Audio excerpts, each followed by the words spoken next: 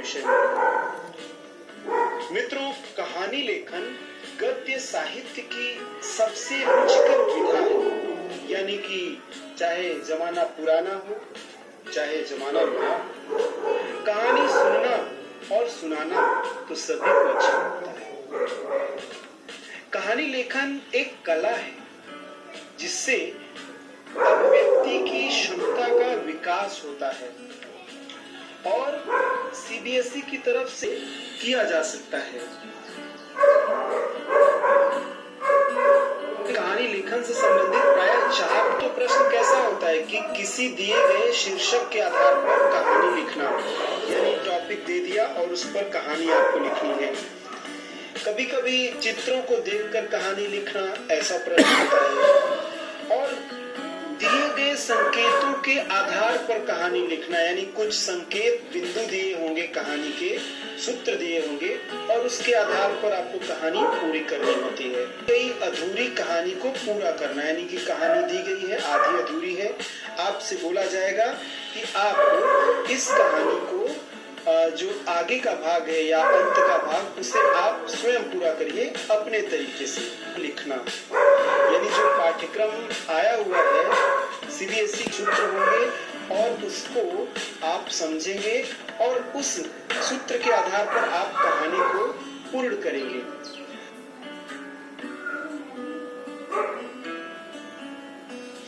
यदि संकेतों के आधार पर कहानी लिखनी हो तो इन संकेतों को देखिए तथा पढ़िए। कहानी की संक्षिप्त रूपरेखा बना लीजिए। वैसे संक्षिप्त रूपरेखा बनाने से मतलब यहाँ पे एक रूपरेखा संकेत में तो मिल ही जाएगा आपको, लेकिन आप एक रूपरेखा तैयार कर सकते हैं कि उसको कैसे और मनोरंजक तथा रोचक बनाया जाए। पहली बात जो है, यह रूपरेखा संकेतों के क्रम के अनुसार होनी चाहिए, यानी जो आप रोचकता भरने वाले, मनोरंजकता भरने वाले हैं, तो वो आप देख लेंगे कि संकेत का क्रम कैसा है, कहाँ कहाँ पे हम अधिक मनोरंजकता और रोचकता ला सकते हैं, परिवर्तन उसमें ला सकते हैं। फिर हमें ध्यान क्या देना है, कहानी जो होगी वो संक्षिप्त होनी चाहिए, संक्षिप्त होनी चाहिए, यानी कि बहुत बड़ी कहानी नहीं होनी चाहिए। कहानी में प्रत्येक संकेत का भाव आ जाना चाहिए। जो संकेत बिंदु दिए गए हैं उसमें से कोई भी संकेत बिंदु का भाव छूटना नहीं चाहिए। उसमें आप अपने तरीके से कुछ जोड़ सकते हैं संकेत बिंदुओं में, लेकिन संकेत बिंदुओं के किसी भी बिंदु को आप छोड़ नहीं सकते। कहानी का प्रारंभ तथा अंत रोचक बना देना चाहिए। अपने तरीके से आप सोचिए, थोड़ा कुछ विचार करिए और थोड़ा उसमें रोचकता लाइए। अंत करना है या प्रारंभ में कुछ लिखावट करनी है, अपने से आप सोचिए और बेहतर को बनाइए। अगली जो बात है कहानी लेखन में, भाषा जो होनी चाहिए सरल, सुगम और मौलिक होनी चाहिए। सरल सुगम से यहाँ पे आसान भाषा में हमें अपनी कहानी को पूर्ण करनी चाहिए। कभी इतने बड़े वाक्य नहीं लिख देने चाहिए कि 4-5 लाइन के, कि हमें समझ में ही न आए कि हम कहना क्या चाहते हैं। कहानी के अंत में उससे मिलने वाली शिक्षा का उल्लेख किया जाना चाहिए। अगर आप ये बता दें कि आपने जो कहानी लिखी उसमें एक अंतिम पंक्तियों में कि इससे हमें ये सीख मिलती है, अतः इससे इस कहानी से हमें ये पता चलता है, तो कहानी थोड़ी आपकी और बेहतर हो जाएगी। उसे कोई पढ़ेगा तो सीख उसकी जो है आसानी से सीधे सीधे पहुंच जाएगी उसके दिमाग में। अच्छा, कहानी लेखन में हम एक और बात जो भूतकाल में लिखते हैं, जो शुरुआत की जाती है कि एक राजा था, तो कहानी हमारी जो शुरू होती है वो अक्सर भूतकाल में होती है।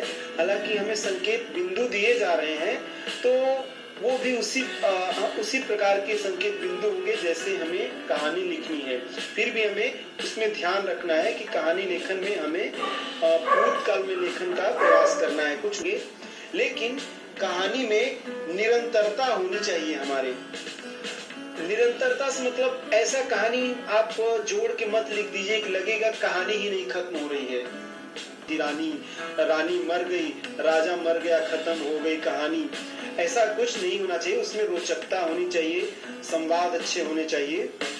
अब हम आगे एक प्रश्न दिया गया है, इस प्रश्न का हम उत्तर भी देखेंगे कि किस प्रकार से हमें संकेत बिंदुओं के आधार पे प्रश्न पूछे जाएंगे। तो एक कहानी में पढ़ रहा हूँ, इसका उत्तर भी आगे देखूंगा। जैसे संकेत बिंदु में दे दिया कि गर्मी के दिन एक बारहसिंगा नदी किनारे पानी पीने आना, परछाई देखना, सींगों की प्रशंसा करना, टांगों के भद्देपन पर विचार, शिकारी कुत्तों की आवाज, भागना, सींग का झाड़ी में फंसना, भागने में पैरों की सहायता से सुरक्षित स्थान पर पहुंचना, मुसीबत में डालने के लिए सुंदर सींगों के बारे में सोचना, टांग और सींग की तुलना करना। आप ये संकेत बिंदु के आधार पे आप समझ गए होंगे कि कहानी हमारी किस प्रकार की बनने वाली है। तो कहानी अब उसको मान लो हमने लिखा तो इस प्रकार से कहानी बनी कि गर्मी के दिन थे, एक बारहसिंगे को प्यास लगी। अपनी प्यास बुझाने के लिए वहां एक नदी के किनारे पर आया। नदी का पानी बहुत ठंडा था। जब बारहसिंगा पानी पी रहा था तो जल में उसने अपनी परछाई देखी। वह बोला, मेरे सींग कितने सुंदर हैं और मेरी पतली टांगे कितनी भद्दी हैं। काश मेरी टांगे भी मेरी सींगों की तरह सुंदर होती। लगता है ईश्वर ने मेरी टांगों को इतना भद्दा बनाकर मेरे साथ अन्याय किया है। वह ऐसा सोच ही रहा था कि शिकारी कुत्ते की उसकी तरफ आने की आवाज सुनाई दी। अपने जीवन की रक्षा के लिए वह तेजी से भागा। भागने में उसकी टांगों ने उसकी सहायता की। भागते भागते वह एक ऐसे स्थान पर पहुंच गया जहां कटीली झाड़ियां थी। वो झाड़ियों में छुपा। यहाँ उसके सींग झाड़ियों में फंस गए। उसने अपने सींगों को उन झाड़ियों से निकालने की बहुत कोशिश की, परंतु उसकी सींग झाड़ियों से न निकल पाए। वह अपने सींगों को जितना ही झाड़ियों से निकालने का प्रयत्न करता, वे उतना ही और उलझ जाते थे। तभी उसे कुत्तों के आने का शोर सुनाई दिया। बारहसिंगा बहुत घबरा गया। उसने अपनी जान बचाने के लिए एक बार फिर से प्रयास किया और इस बार उसकी सींग झाड़ियों से निकल आए, यानी वो छूट गया झाड़ियों में जो फंसा था। अब बारहसिंगे को कुछ दूरी पर कुत्ते स्पष्ट नजर आ रहे थे। देखा कि थोड़ी ही दूर पर है। उसने पूरी जोर से छलांग लगाई और तेजी से दौड़ता हुआ वह एक सुरक्षित स्थान पर पहुंच गया। उसने सोचा, मैं अपनी जिन टांगों की बुराई कर रहा था तथा उन्हें भद्दी बता रहा था, आज उन्हीं टांगों ने मेरे प्राणों की रक्षा की है। मैं अपने जिन सींगों की सुंदरता का बखान करता था, वे फूला नहीं समा रहा था, उन्हीं के कारण आज मुझे अपने प्राणों से हाथ धोना पड़ सकता था। अतः किसी भी वस्तु को उसके रंग रूप को देखकर बेकार नहीं समझना चाहिए। सभी का अपना अपना महत्व है।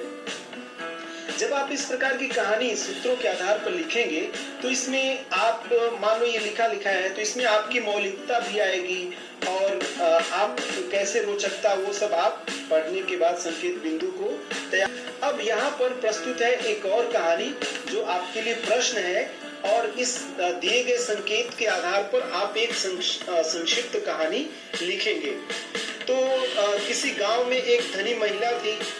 उसका एक ही पुत्र है, आज्ञाकारी था। युवा होने पर बुरे मित्रों का साथ, बुरी आदतें पड़ जाना, अपनी मनमानी करना, माता बहुत परेशान, बाजार में अच्छे आमों की एक टोकरी मंगवाना, बेटे को बुलाना, उन आमों के भीतर एक खराब आम रखना।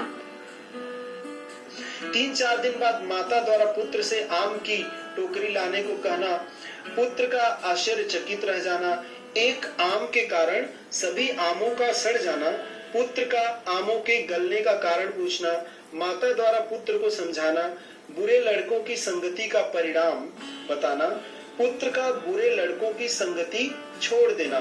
अब ये एक संकेत बिंदु की जो सूत्र है, सूत्र रूप में प्रस्तुत कर दिया गया है। अब इस सूत्र रूप कथा को आपको थोड़ा विस्तृत करना है और विस्तृत करने के बाद इसमें रोचकता, मौलिकता, सुगमता, जिज्ञासा सब कुछ अपने कल्पनाशीलता के माध्यम से भर देना है, जिससे एक बहुत ही सुंदर कहानी तैयार हो सके।